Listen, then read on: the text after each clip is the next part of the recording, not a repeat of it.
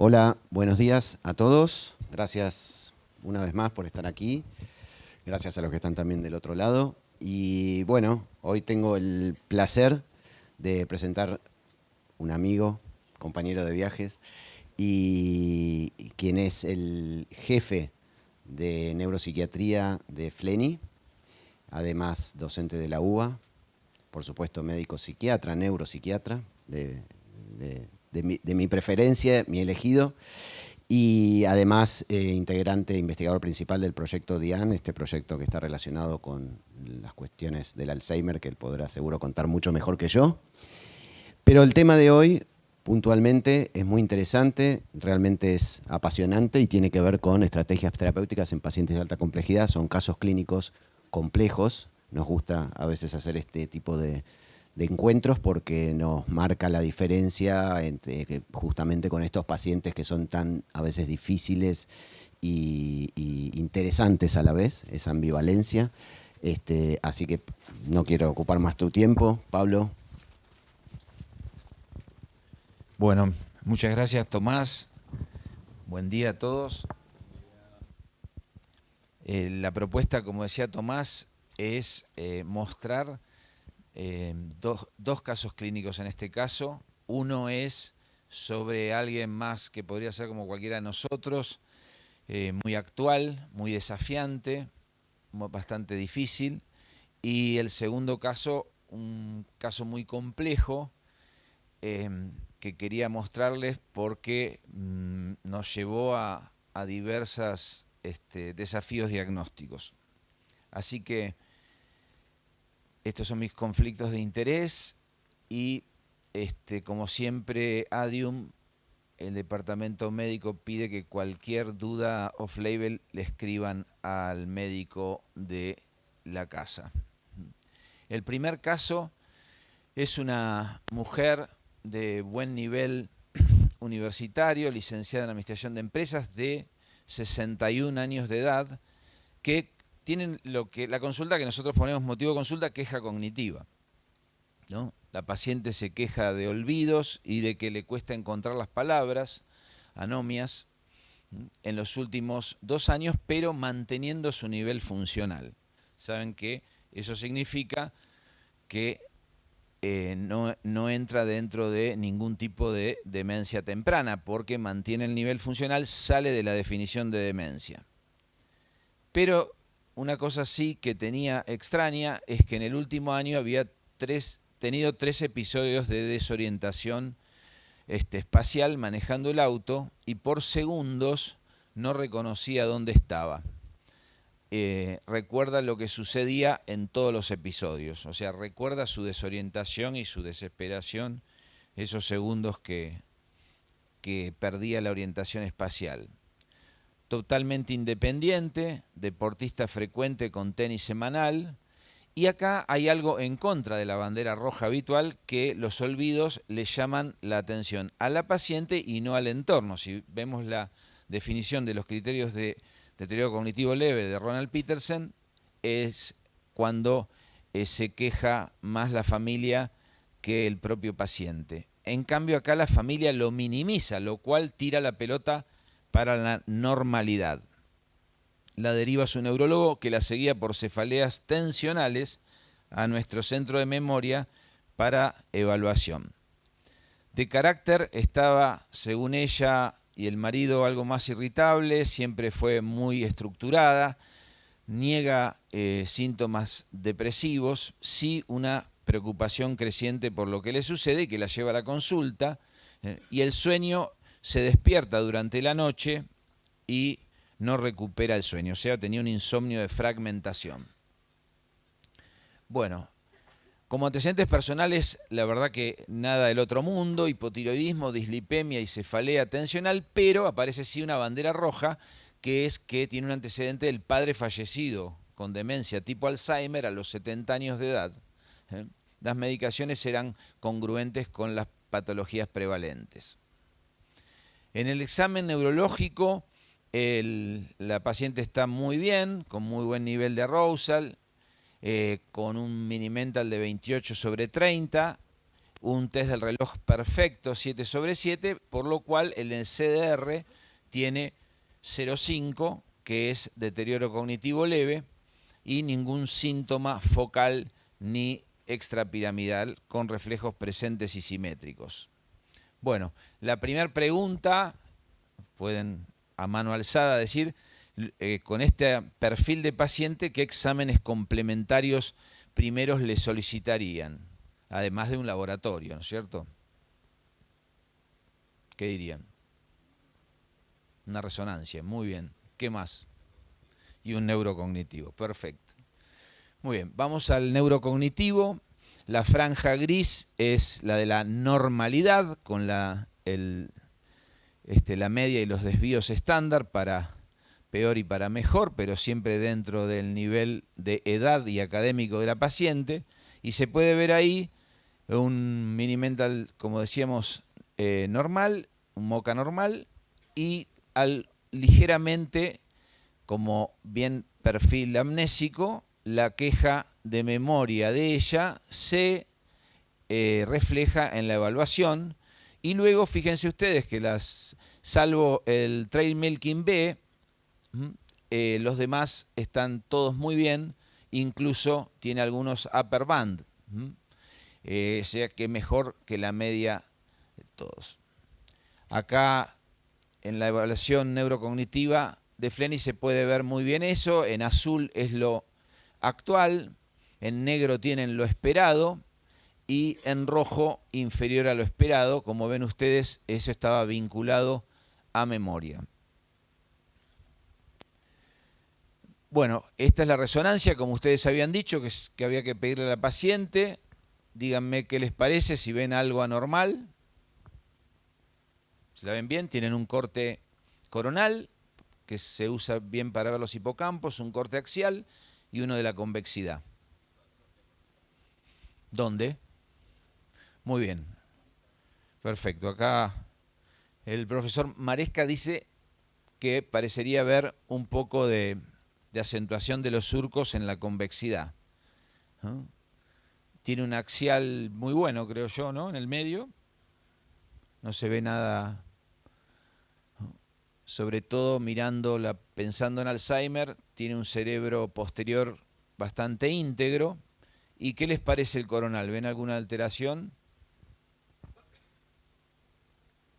Bien. Alguno, cuando mostré esto en otro país, dijo que le parecía que el hipocampo derecho estaba un poquito disminuido de tamaño. Sí, eso a veces es por el giro de la resonancia, nada más, ¿no? También por la misma, justamente lo que vos decías, por la misma rotación puede ser que esté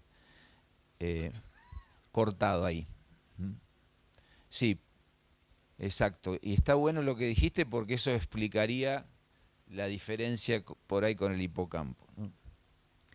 Bueno, acá hay más cortes.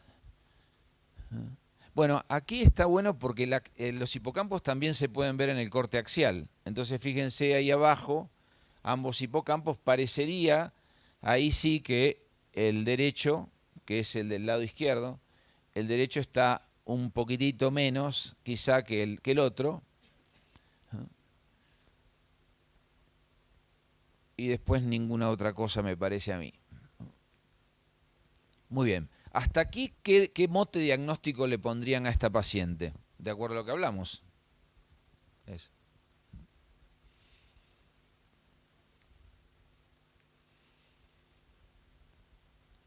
Es una paciente joven con una queja subjetiva de pérdida de memoria, con una amnesia verbal hipocampal y con un hipocampo derecho reducido. Bien, bien, un poco, como dijimos, sin síntomas, pero un poco preocupada nada más por su queja. No, estaba bien, un poco preocupada, pero no tenía ninguna... Sí, se le hace en la evaluación neurocognitiva, por eso eran todos normales, se le hace la escala ADS y la GDS de Iezabay a partir de los 60, así que estaban normales. Bueno, el diagnóstico que se lleva de ahí es deterioro cognitivo leve amnésico, multidominio, hipocampal y ejecutivo por el trail melking que tuvo distinto. El segundo diagnóstico, ya yendo más hacia lo etiológico, debido a enfermedad de Alzheimer. ¿Por qué? Por la bandera roja del padre, con Alzheimer se podía sospechar, ¿no? Y quizá podía ser también un late, que es la encefalopatía límbica, ¿no? El late es interesante porque ya no es una amiloidopatía, sino que es TDP-43, o sea, una taupatía, y es un cuadro más benigno, pero después vamos a ver qué tiene a favor, qué tiene en contra. ¿Alguna otra se les ocurre?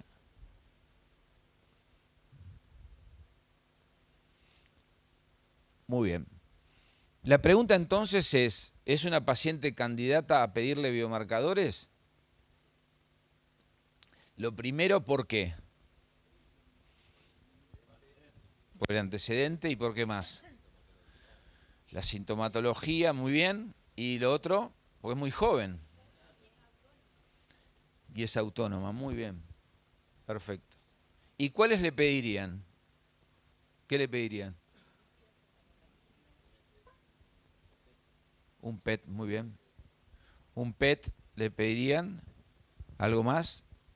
PET-PIB para ver si tiene amiloide y PET-FDG. La verdad que es un estudio muy importante para esta paciente, ¿no?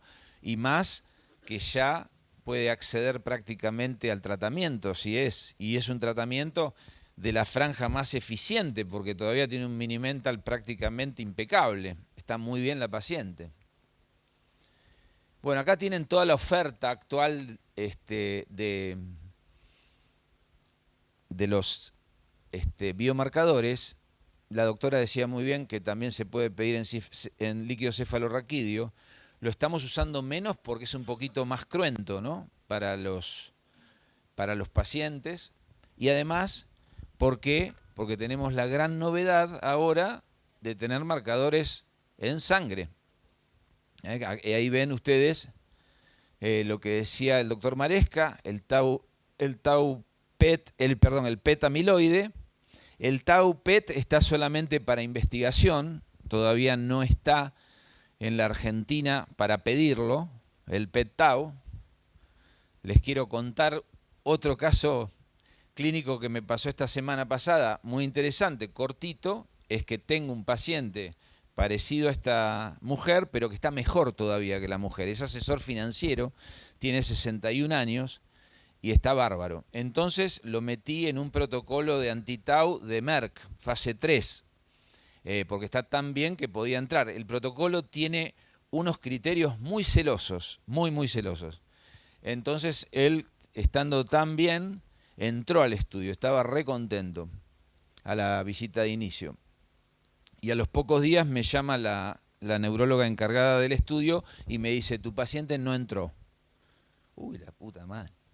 ¿Qué pasó? Le digo. No, le hicimos el PET-tau y tiene un estadio BRCA1.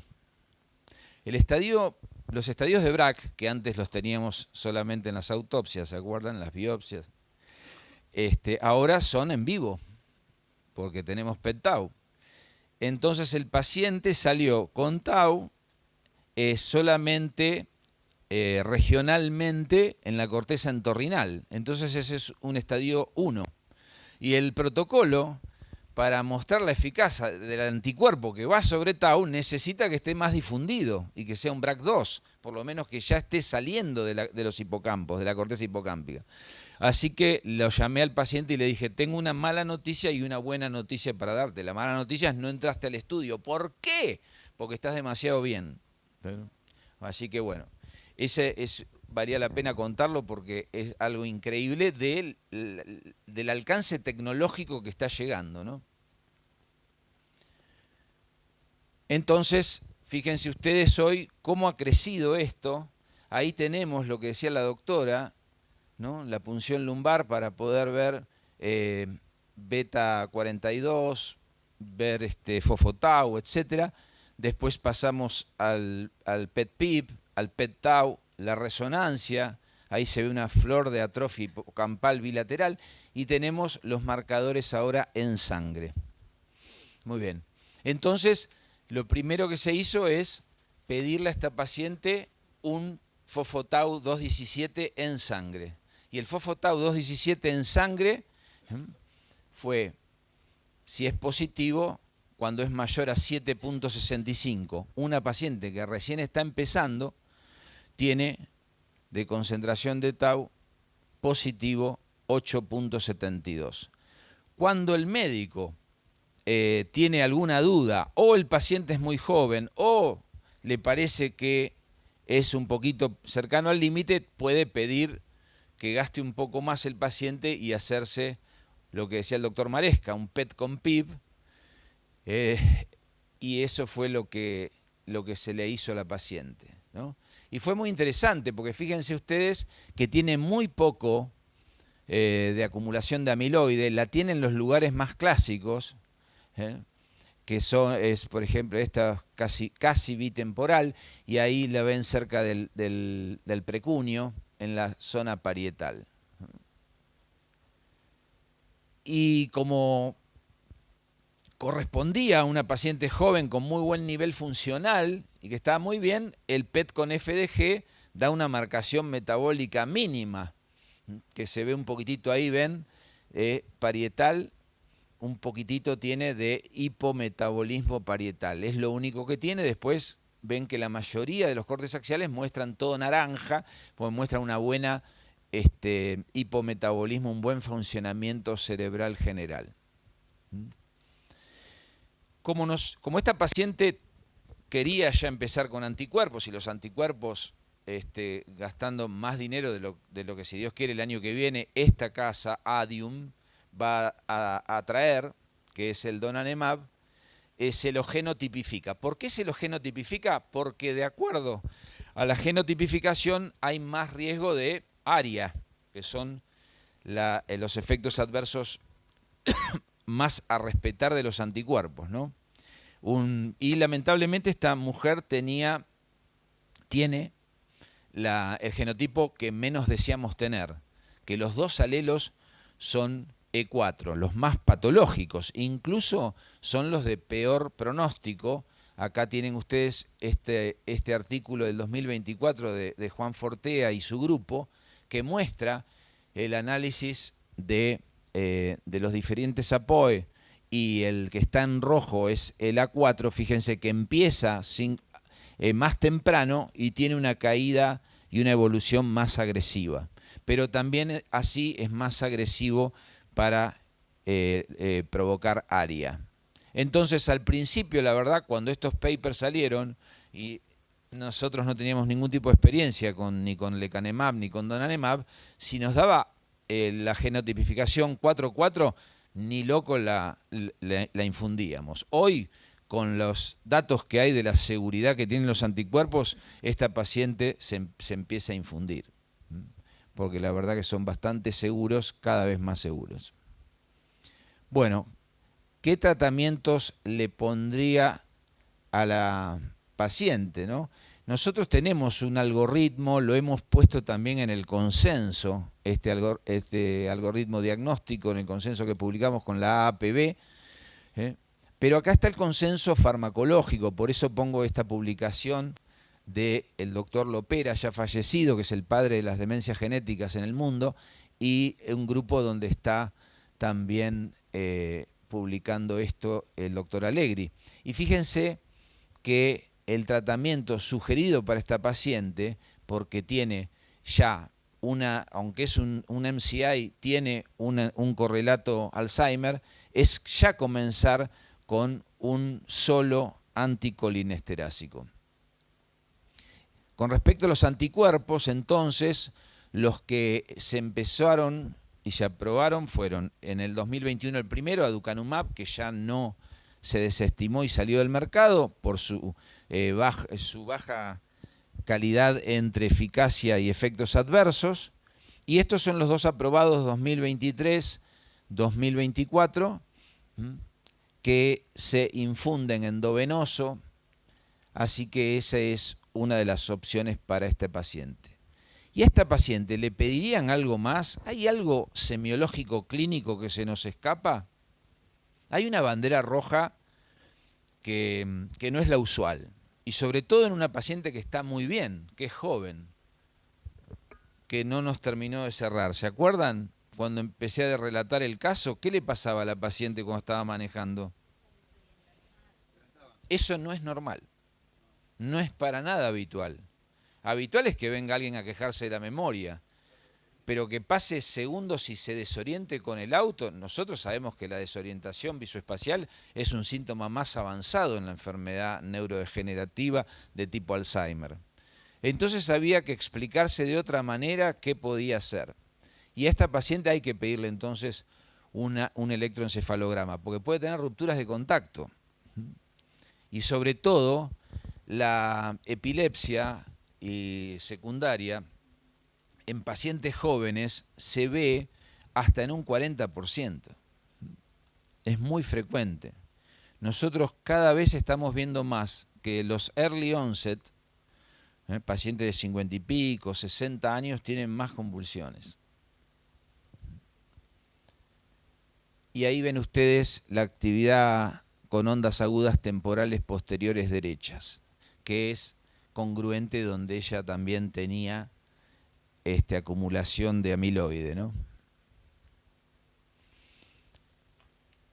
Acá está la recomendación de electroencefalograma prolongado de sueño en pacientes con deterioros cognitivos leves o demencia, pero sobre todo si tienen algún síntoma atípico como presentó esta paciente.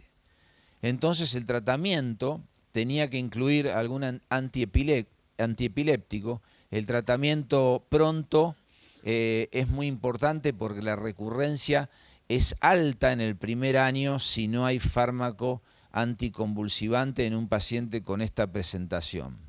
Resumiendo, es una paciente joven que consultó por queja subjetiva de pérdida de memoria con crisis parciales complejas encontradas, con una amnesia verbal hipocámpica, con un hipocampo derecho reducido en la resonancia, con una fosfotau 217 elevada, con un PET con amiloide positivo, con una genotipificación de APOE 4.4 y con espigas temporales en la polisomnografía electroencefalograma.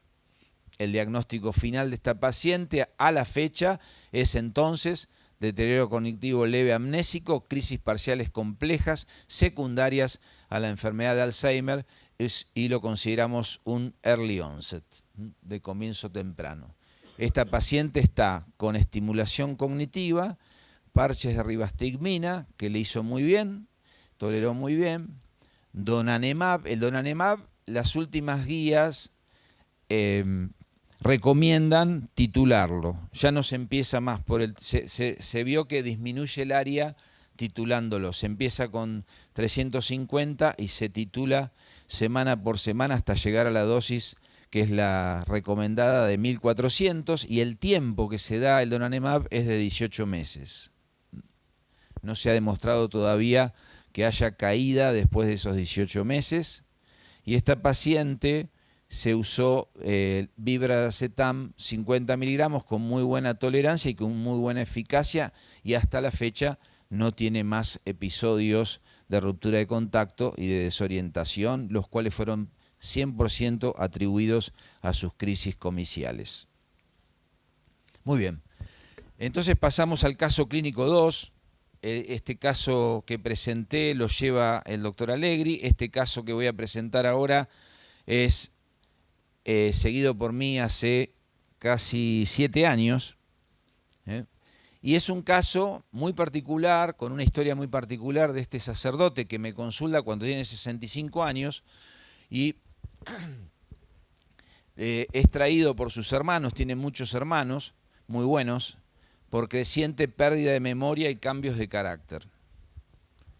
Entonces acá hay una conjunción entre lo cognitivo y lo conductual. El paciente está muy consciente de sus olvidos, ya eso llama la atención. No hay ningún tipo de anosognosia. Dice, estoy pésimo de la memoria. Mi memoria es fatal, porque estuvo en España bastante tiempo. Es su principal queja. Bueno, este sacerdote tiene un problema, escala mucho en la jerarquía eclesiástica, tiene un problema serio y es castigado por la iglesia y lo mandan a Europa a una montaña como estas que salen en El Señor de los Anillos o en Harry Potter, arriba con unos monjes de clausura y lo dejan un tiempo ahí y no le habla a nadie, etc. Casi sufre una deprivación sensorial, ¿no? En nombre de Dios. Y luego lo mandan a la Argentina, todavía hay ruido por eso. Él es una persona muy proba, muy bien, y irá bastante por eso protegida por Bergoglio, y lo mandan al sur. Entonces, primero el de Harry Potter, después al sur. El sur es importante decirlo porque ahí también está muy aislado, y ahí empieza otro problema. Y después de eso lo mandan al Gran Buenos Aires, muy alejado, y él está, una persona de altísimo nivel, está dándole misa, por ejemplo, a 4 personas. Lo trae el hermano y acá aparece más tranquilo el paciente y se le pide la primera evaluación cognitiva y aparece un problema de memoria claro, en la evaluación cognitiva, pero bien de la memoria, con un muy buen mini-mental también. Y acá también dice que tiene percibido por los hermanos que se desorienta un poco espacialmente en el predio donde luego fue, que hay varios curas que tienen sus habitaciones, se confunde, ingresa una u otra, y se le hace la primera evaluación neurocognitiva en el 2019. Acá se ve claramente cómo el paciente tiene, fíjense, alterada la memoria en el Wechsler y tiene también mucha dificultad, 3 desvíos estándar para la reproducción de la figura compleja de Rey. Sin embargo, tiene un mini-mental de 29/30 en el 2019, pero aparece el tema del alcoholismo. Y ahí digo lo del sur, porque ustedes saben que en el sur hay bastante tasa de alcoholismo, la vinculan mucho al frío, al aislamiento. Y también hay antecedentes de alcoholismo en la familia, incluso con un hermano alcohólico fallecido por la consecuencia enólica y un tío paterna con lo mismo, según este hermano de él, ¿no? El paciente no recuerda, o quizá tiene una negación, pero parecería más que está amnésico de su consumo de alcohol, que queda muy en evidencia, que es bastante reciente, hasta bastante reciente, porque como es muy buen tipo, lo va a visitar un amigo y se queda unos días con él en esa iglesia alejada del Gran Buenos Aires, y él da la alarma de que encuentra botellas de vino. Así que hasta aquí esto estaba bastante más claro para nosotros, por el tema del alcohol, pero nos llamaba la atención que era demasiado amnésico, con mucha preservación de otras funciones y con un mini-mental muy alto. Ahí se la damos a Marcela Weisman, que trabaja con nosotros y que es un lujo que tenemos porque ella inmediatamente ataca el tema del alcoholismo, le da una dosis baja ahí de quetiapina, desiste de darle recurrentes específicos para alcoholismo. Y vamos a ver la primera resonancia del 2019. Aquí ven ustedes que para nosotros nos íbamos orientando hacia enfermedad de Alzheimer, porque siempre Silvia Vázquez, la jefa de imágenes de Fleming, nos dice que miren precunio, ¿no? En la convexidad se ve cambios involutivos leves y se ve justamente en precunio que está bastante retraído. No parece muy normal también en el axial, pero acá está más generalizado, una pequeña retracción cortical generalizada en todo el corte axial. Y cuando vamos a ver los hipocampos, están muy bien los hipocampos, no se los ve gorditos, ven ahí, ambos, la verdad que no se ve ninguna diferencia. Esto es informado así, con un MTA 0, que es la clasificación para la atrofia bitemporal. Y ahí el MTA 0 quiere decir atrofia temporal medial. Es muy bueno para nosotros porque nos termina de desorientar, porque nos estábamos orientando más hacia Alzheimer y ahora vemos que tiene hipocampos impecables. Pero hay una leve profundización que vimos recién en los axiales de surcos y cisuras silvianas y le dan ya ahí un score de atrofia cortical global de 1, o sea, de leve. Y también tiene un FASECAS grado 1 por un poco de microangiopatía. Nada más. Conclusión, el examen realizado muestra leves cambios involutivos. Pero le pedimos, había que pedirle sí o sí biomarcadores y era alguien que teníamos detrás a toda la curia que nos estaba mirando además y presionando para ver qué hacían, porque era un personaje muy mediático, ya el tema, por lo que había pasado, etcétera. Entonces le hacemos biomarcadores y el PIB da positivo. Da positivo el PIB, se observan captación cortical a nivel frontal y parieto temporal lateral, bilateral. Bueno, ya teníamos un diagnóstico. El PET con FDG muestra un hipometabolismo leve. Eso también explica lo bien que estaba el paciente y que tenía un minimental de 29, el tipo muy entero, quejándose, irritable, funcional, ¿qué van a hacer conmigo? ¿A dónde voy a ir? Voy a seguir en esa iglesia con 3 gatos locos, tipo tremendamente culto. Y Janina Bérgamo, la jefa de neuroimágenes en Escobar, pone esto: amiloidosis cortical focal multisectorial en el presente examen. Se ha reportado depósitos de amiloide cortical en pacientes cognitivamente normales. Es cierto, uno puede encontrar, pero ¿por qué lo puso ahí?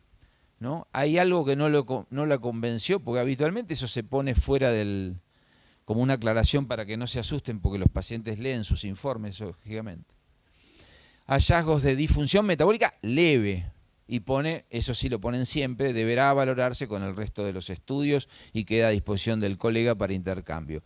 Claro, el paciente se muy amnésico y ya tenía un PIB positivo, estaba en una etapa súper leve, pero teníamos un PET amiloide que podía ser equívoco, una amnesia progresiva, alcoholismo, y ahí pasa algo que pasó hace 2 años más o menos, que cambia el giro de las cosas. ¿Qué es esto? A Dios por ellos.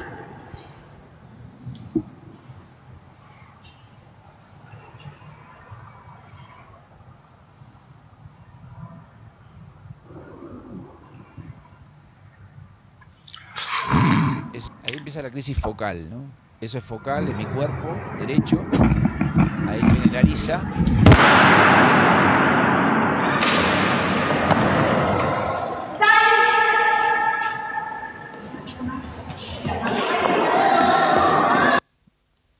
Muy bien. ¿Por qué digo que acá cambia el giro de la historia? Porque este paciente que seguía muy amnésico ahora tiene otro diagnóstico. Entonces, esto ocurre más o menos fines del 2024, lo medicamos con anticonvulsivos al paciente. Al mes y medio, 2 meses, empiezan referencias de mejoría del paciente desde los hermanos y desde los cuidadores, o mejor dicho, no son cuidadores, los que limpian la sala de los curas y también se encargan de, además de la limpieza, de la ropa de ellos y también de la comida. Y empiezan a manifestarle a los hermanos que nuestro paciente empieza a saludarlas, a las personas, empieza con mejor trato, empieza a crecer su interés por salir, empieza a crecer su charla con pares. Él nunca dejó de dar misa, siempre da misa, para él eso es absolutamente estructural para su persona, siempre lo dice, y la daba bien. Los hermanos iban a ver o amigos y la daban muy bien a la misa, ¿no? Siempre con una amnesia importante y tenía que leer la homilía a la mañana y repetirla para luego dar la misa, pero podía hacer constructos semánticos con facilidad, ir y venir con el procesamiento de la información, mostrando una buena flexibilidad cognitiva. Pero esta mejoría hace que empiece a ir a comer a los hermanos y hasta se va de vacaciones con los hermanos. Se va a Córdoba, toma un avión, cosas que no hacía para nada. Por primera vez se queja de que le vendieron el auto, quiere como volver a manejar, y le hacemos una evaluación en el noviembre del 25. Fíjense que la otra había sido en el 19, marzo del 19, o sea, 6 años después se le hace la evaluación. En una enfermedad de Alzheimer, 6 años después, y en una persona joven, tendría que ser una catástrofe. Sin embargo, sigue estando igual de amnésico, pero con un Mini-Mental de 28. Jamás vi yo un Alzheimer que 6, 7 años después tenga el mismo Mini-Mental, prácticamente el mismo Mini-Mental, y que además realmente tengo que decirle a la familia que tiene que volver a manejar el paciente, porque como él decía siempre, a mí con el Waze o con el Google Map yo voy a cualquier lado, no me lo saquen porque si no, no, pero el paciente maneja muy bien y acá lo demuestra porque pasaría un examen probablemente de manejo o de conducción vehicular. Bueno, fuimos a la Fofo-Tau y acá ven ustedes Fofo-Tau en sangre.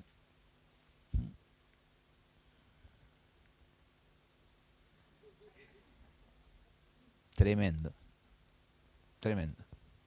Es el primer paciente en 15 años que yo pido PIB, que hay una disociación entre un PIB positivo y un Fofo-Tau en sangre negativo, que es muy sensible, ¿no?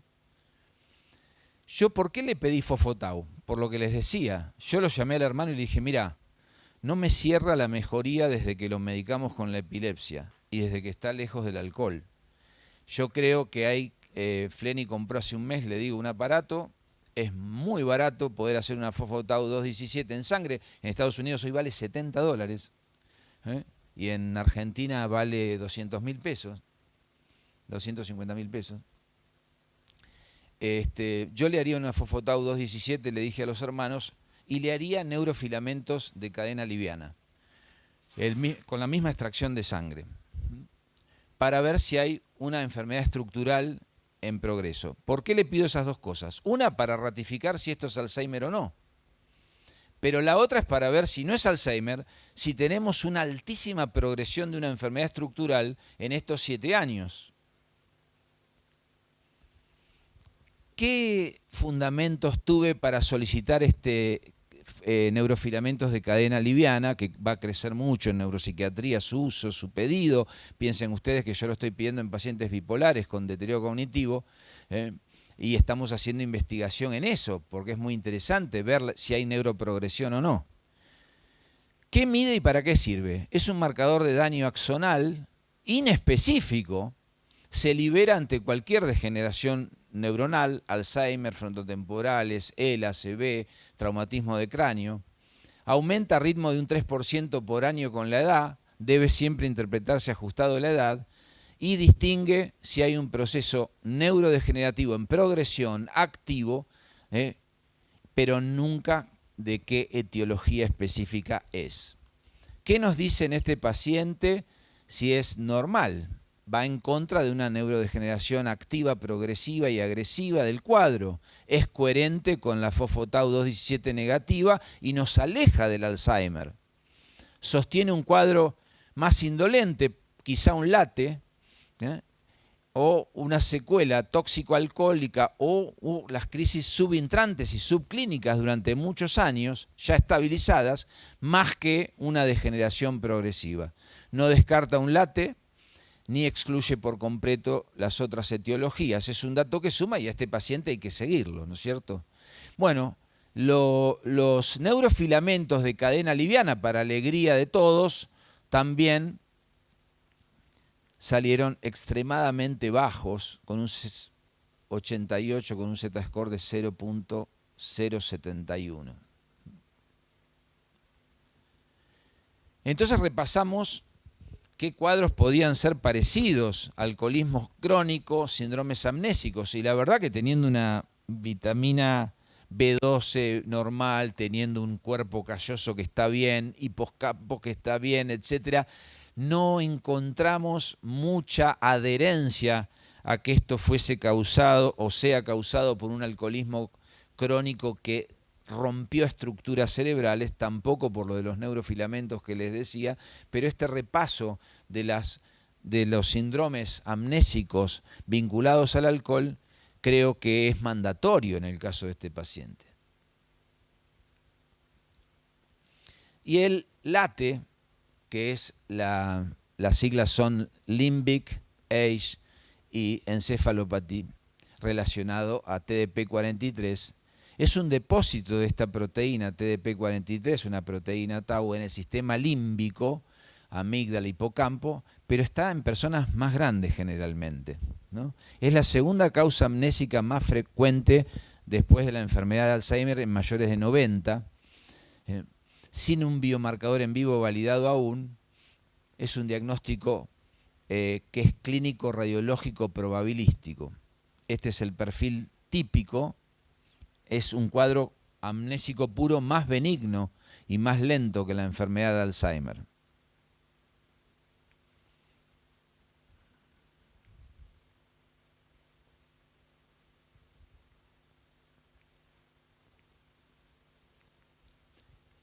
¿Es un LATE compatible con este paciente? ¿Qué tiene a favor, qué tiene en contra? A favor, que es una amnesia lentamente progresiva, más benigna, dominante, que el PET-amiloide en parche fue inequívoco, poco determinante, el fosfo-tau 217 fue negativo, o sea, estoy diciendo lo que lo aleja del Alzheimer.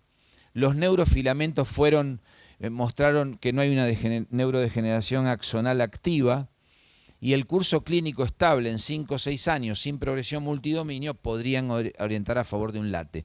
En contra es un alcoholismo crónico no especificado, no dimensionado, que confunde si puede haber alterado el sustrato hipocampal, la crisis epiléptica, poco típica de un LATE puro, la mejoría del mini-mental tras la medicación con antiepilépticos es muy fuerte.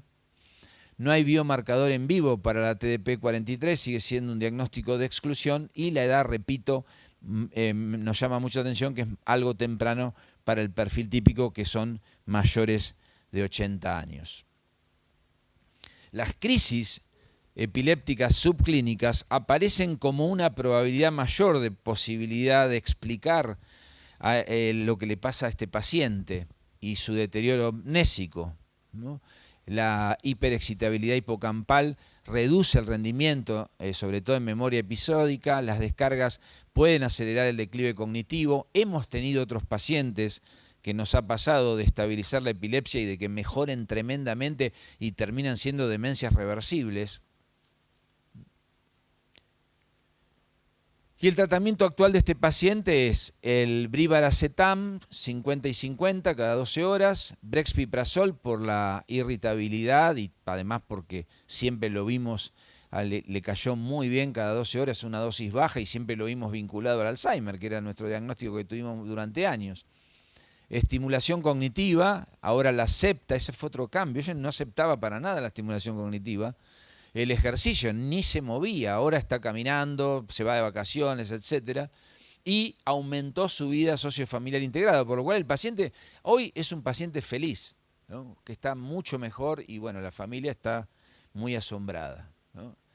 Esto es lo que hablábamos ayer, que es la preferencia en estos casos de brivaracetam sobre leve por el tema conductual sobre todo, y cognitivo, que está creciendo entre levetiracetam y brivaracetam. Yo creo que combate más levetiracetam, que en los consultorios de Fleni podemos hacer escritorios con las muestras de levetiracetam de los distintos laboratorios, entonces uno lo da a pasto, porque es impresionante la cantidad de muestras de levetiracetam y la cantidad de laboratorios que lo producen. Pero específicamente la diferencia es notable, porque la irritabilidad que provoca el levetiracetam no la vemos con vibracetam, y eso es cierto. Y el brexpiprazol, yo con Tomás y con el doctor Gargolov hijo, vamos a dar en el fórum una charla sobre efectos de los nuevos antipsicóticos, y Tomás va a hablar en trastornos afectivos, Damián va a hacerlo en esquizofrenia y yo lo voy a hacer en enfermedades neurológicas estructurales, y por eso uno hace las búsquedas de cuál es el antipsicótico que convendría para este tipo de pacientes. Acá están las evidencias por las cuales en este paciente le fue muy bien con brexpiprazol. Bueno, entonces quería mostrarles un caso donde se juntaron tantas cosas que tuvimos que ir aclarando, como si fuese mucha maleza en la selva para ver un camino, pero finalmente este paciente que tiene una amnesia progresiva, alcoholismo, beta-amiloide equívoco y crisis epilépticas, hoy tiene un esquema de medicación y tiene un nivel funcional muy bueno, y quería compartirlo con ustedes. Bueno, muchas gracias.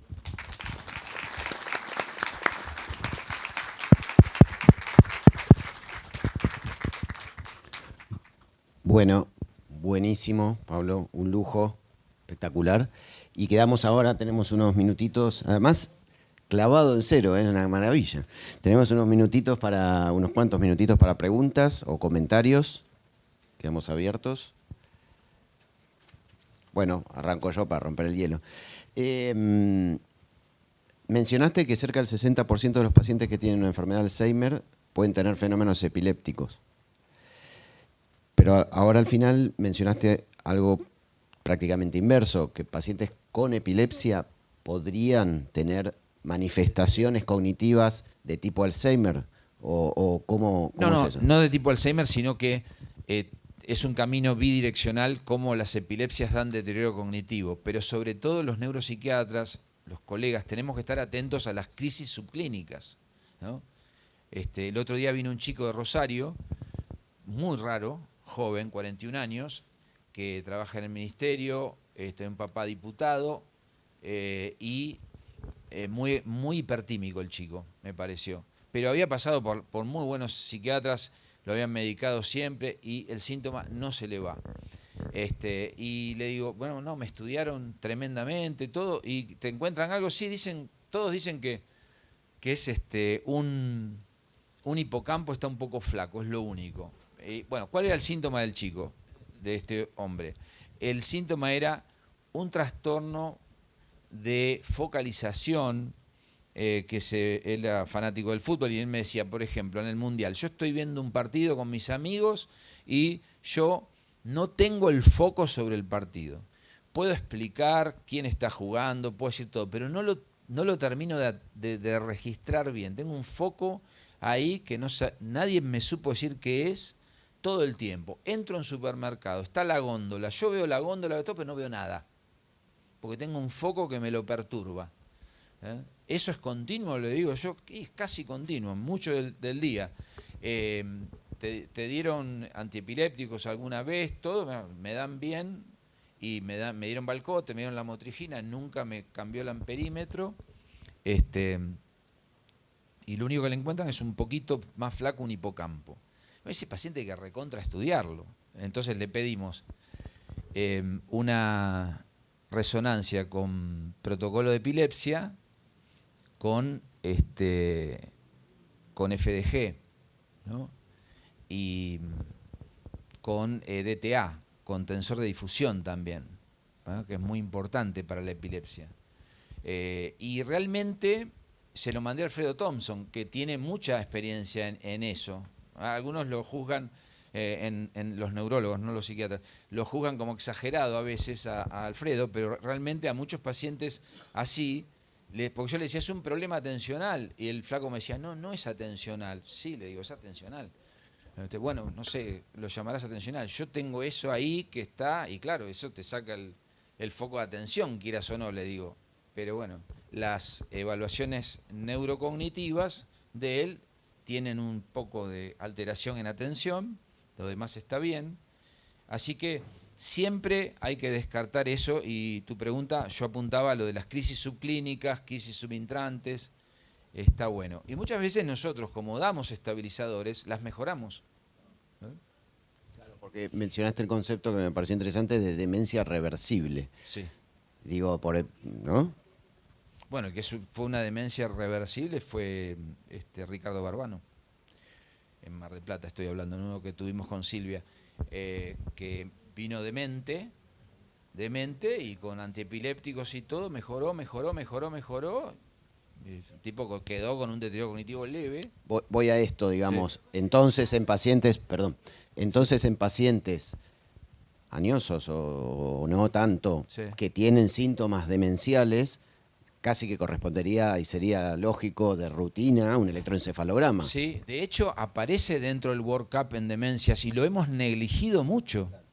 Porque como tenemos cosas mucho más importantes, decimos, bueno, esto y lo otro. Pero atento a ciertas banderas rojas, como la del primer caso de Ricardo, de la desorientación, y atento a estos síntomas raros que aparecen, o atentos a alguna pizquita estructural como lo del hipocampo. ¿Alguna pregunta? Perdón. Discúlpame, ese paciente de Rosario, de 42 años, ¿cómo lo trataste? Que se lo mandaste a Thompson. No, le pedí el estudio, se lo mandé a Thompson y después me viene a ver. Dale. Y yo lo llamo a Alfredo y le digo, gracias. te mando un cañazo, vamos a ver. ¿Alguna otra pregunta? Sigo yo entonces, porque tengo una duda más. En el paciente, tengo un millón, ¿no? Por supuesto, pero en el paciente, el último que mostraste, finalmente hubo una disociación entre el PIB y la tau fosforilada en plasma, pero y casi que fue más asertiva la tau fosforilada que el PIB. Le dieron más importancia a eso. Entonces me pregunto, la pregunta va apunta a esto, a esta altura, ¿tiene sentido el PIB o hacemos directamente el estudio de sangre?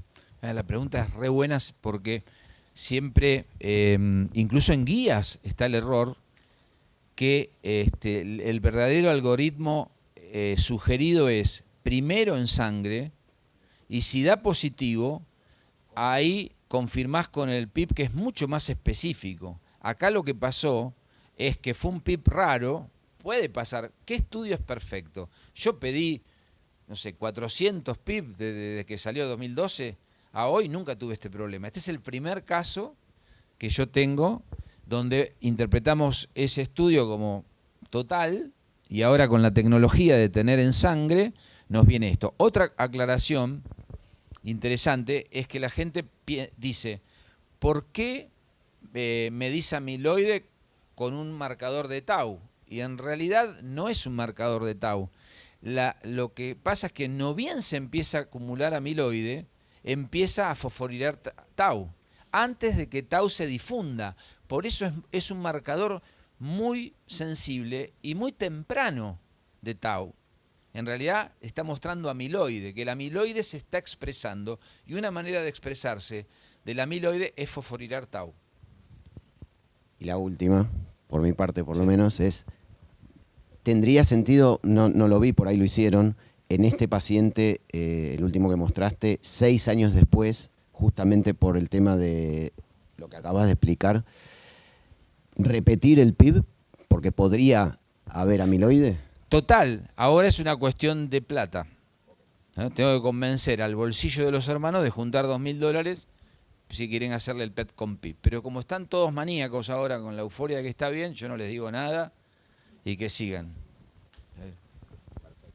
¿Alguna otra pregunta? Estás muy afilado, ¿eh? Estás muy afilado. Tremendo.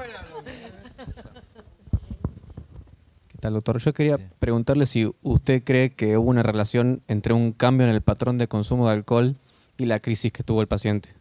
Sí, es muy buena la pregunta. Hay una asociación desde que éramos todos jóvenes entre el alcohol y la epilepsia tremenda. Así que sí, incluso de los cuadros que yo puse, hay que ver lo que las imágenes nos dan y lo que es la expresión en el cerebro de esta persona, ¿no? No tenemos medida de lo que tomó, de la ingesta que tuvo, no tenemos ninguna medida. Un paciente que fue casi de privado y cayó tremendamente, con un castigo social muy fuerte, muy fuerte. Al final es casi un milagro. Sí. Bueno, Sí. tenía que ser. ¿Alguna otra pregunta? ¿Comentario? Bueno, creo que entonces Che, muchas gracias. podemos cerrar. Gracias a todos. Gracias. Gracias, Pablo.